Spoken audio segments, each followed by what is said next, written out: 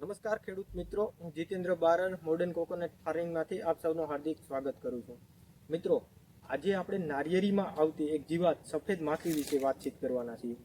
તો મિત્રો, આમ તો સફેદ માખી 200થી વધારે અલગ અલગ પાકોની અંદર અલગ અલગ ટાઈપની સફેદ માખી નુકસાન કરતી હોય છે. પણ આજે આપણે નારિયેળીની જે સફેદ માખી છે, જેને વ્હાઇટ ફ્લાય કહીએ છીએ, તો એના વિશે માહિતી લેવાના છે. મિત્રો, નારિયેળીનો પાક વિશ્વની અંદર ભારતનું જો વાવેતર સ્થાન જોઈએ તો ત્રીજા ક્રમે છે. અને એમની અંદર ભારતની અંદર પણ જોવા જઈએ તો કર્ણાટક, કેરળ, આંધ્રપ્રદેશ અને તમિલનાડુ પછીનું ગુજરાત 5મા સ્થાને આવે છે. હવે બાગાયત પાકની અંદર મહત્વનો પાકની અંદર જો સૌથી વધારે જીવાત એટેક કરતી હોય તો એ છે સફેદ માખી. સફેદ માખી આમ તો જનરલી જોઈએ તો બધા પાકની અંદર નુકસાન કરે છે, પણ નારિયેળીની અંદર એમનું નુકસાન સૌથી વધારે હોય છે. અને આમની વાત કરવામાં આવે તો 2016ની અંદર કોઈમ્બતુર જિલ્લાની અંદર સૌથી પહેલાં જોવા મળેલી હતી. જ્યારે ગુજરાતની વાત કરવામાં આવે તો દરિયાકાંઠાના એરિયાની અંદર 2019-20ની અંદર આનો સૌથી વધારે એટેક થયેલો હતો. હવે સફેદ માખીના જીવનચક્રની વાત કરીએ તો 55થી લઈ અને 65 દિવસનું આમનું જીવનચક્ર હોય.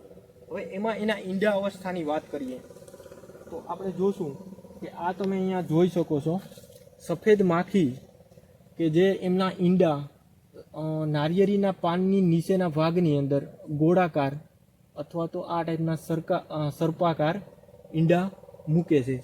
આ જે ઈંડા મૂકે છે એ સફેદ માખીના ઈંડા છે એ પાનની સપાટી નીચે છોટી અને નુકસાન કરે છે પાન ઉપર.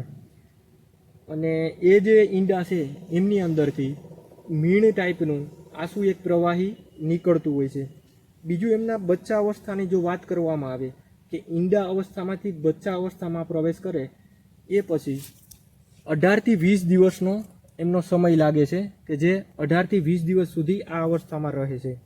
આ અવસ્થામાં જ્યારે આવ્યા બાદ જે આ પાન હોય એની નીચેની પરત પરથી ક્યારેક એની ઉપરની પરત પર પણ જોવા મળે છે અને ત્યાં નીચેની પરત અને ઉપરની બાજુએથી રસ ચૂસવાનું કામ કરે છે.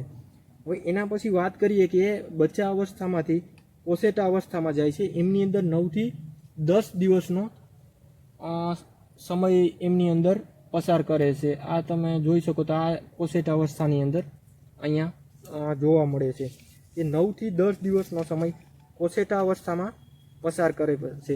ત્યાર પછી એ પુખ્ત વયની થઈ જાય છે અને પુખ્ત વયની થઈ ગયા પછી એ સફેદ માખી એમની અંદર જે પાંખ જોવા મળે છે, ચાર ટાઈપની એમની અંદર 4 પાંખ જોવા મળે છે.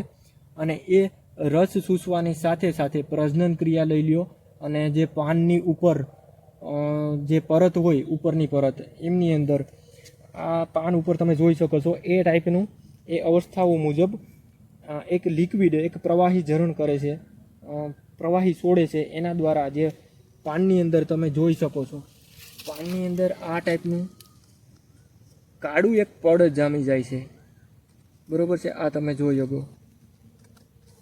આમના લીધે જે છોડ હોય એમની જે પ્રકાશ સંશ્લેષણની ક્રિયા આમના લીધે જે છોડ હોય એમની પ્રકાશ સંશ્લેષણની ક્રિયા મંદ પડી જાય, પ્લસ દેહ ધાર્મિક ક્રિયા મંદ પડી જવાને કારણે આમની અંદર જે ઉત્પાદનની અંદર પણ ઘટાડો આવે છે.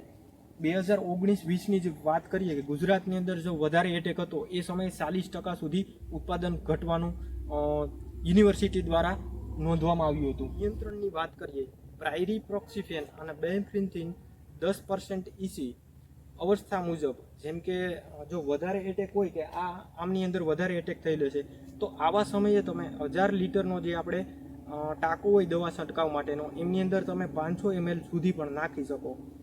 આ માત્રા સફેદ માખી ઉપર આધાર રાખતી હોય, એવું ફિક્સ નથી હોતું કે 500 ml જ નાખવું. જો એટેક ઓછો હોય તો તમે 250 ml થી લઈ અને 500-600 ml સુધી પણ તમે નાખી શકો. સાથે સાથે જે આ કાળી પરત જે જામી ગયેલી હોય છે તો એ પરતને સાફ કરવા માટે કોલ્ડ પ્રેસવાળું નીમ ઓઇલનો તમે ઉપયોગ કરી શકો. એ પણ તમે 300 ml થી લઈને 500 ml સુધી જરૂરિયાત મુજબ ઉપયોગ કરવાનો છે.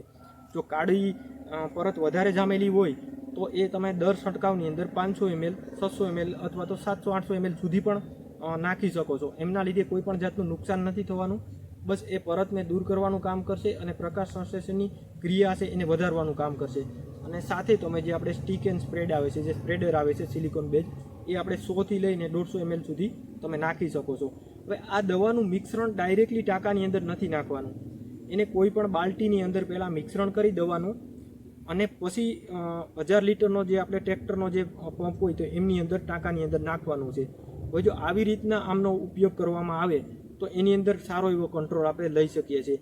શરૂઆતના સ્ટેજની અંદર જ ઉપયોગ કરવો. જેમ કે ઈંડાની શરૂઆત દેખાતી હોય, રાત્રિના સમયે આપણે ટોર્ચથી નારિયેળીનો જે ટોચનો ભાગ હોય તેમની અંદર ટોર્ચ લગાવીએ, બત્તી લગાવીએ તો એમની અંદર આપણે દેખાવાની શરૂઆત દેખાય ત્યારેથી જ છંટકાવ કરી દેવો. ઘણા ખેડૂત મિત્રો એવું કરતા હોય કે સફેદમાંથી દેખાતી નથી હોતી તો દવાનો છંટકાવ નથી કરતા, પણ જ્યારે ઈંડા અવસ્થામાં હોય ત્યારથી જો છંટકાવ કરવામાં આવે તો આમની અંદર પૂરેપૂરું નિયંત્રણ લઈ શકીએ અને આના લીધે જે નુકસાન જે ઉત્પાદનની અંદર છે એ આપણે ઘટાડી શકીએ છીએ. આવી જ અગત્યની માહિતી મેળવવા માટે અમારી યુટ્યુબ ચેનલ મોડર્ન કોકોનટ ફાર્મિંગને લાઇક, શેર અને સબસ્ક્રાઇબ કરો.